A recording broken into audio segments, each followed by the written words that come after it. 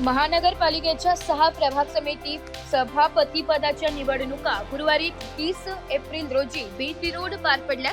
सत्ताधारी भाजप शिवसेना महायुतीच्या संख्याबळामुळे 5 प्रभागांमध्ये भाजपचे उमेदवार तर नाशिक रोड प्रभाग समितीत शिवसेनेच्या उमेदवारांनी सभापती पद पटकावले.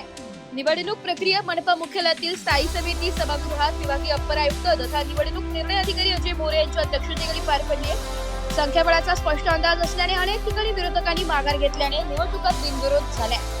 पश्चिम प्रभाग समितीच्या सभापतीपदी सुरेश अण्णा पाटील यांची बिनविरोध निवड झाली आहे. त्यांच्या निवडीमुळे कार्यकर्त्यांमध्ये उत्साहाचं वातावरण निर्माण झालंय. सुरेश अण्णा पाटील हे संघटनात्मक कामात सक्रिय, जनसंपर्क मजबूत आणि विकासाभिमुख नेतृत्व म्हणून ओळखले जातात. त्यांच्या निवडीमुळे पश्चिम भागातील विकास कामांना अधिक गती मिळेल अशी अपेक्षा व्यक्त केली जाते.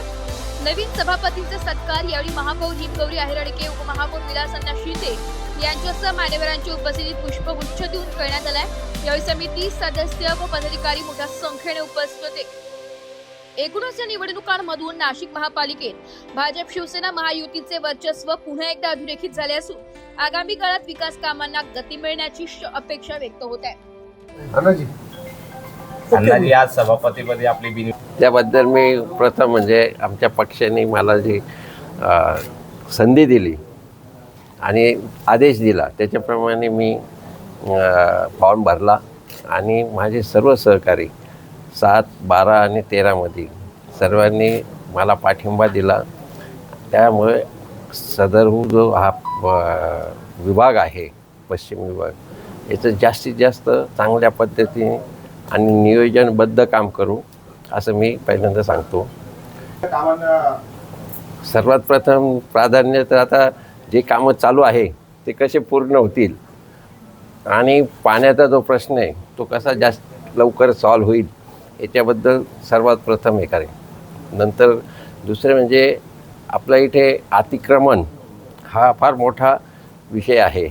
ते सुद्धा तसं आम्ही 7 चालूच केलेलं आहे की जिथे बाजार भरायचा, भाजी बाजार, पण तो चुकीच्या पद्धतीने भरायचा.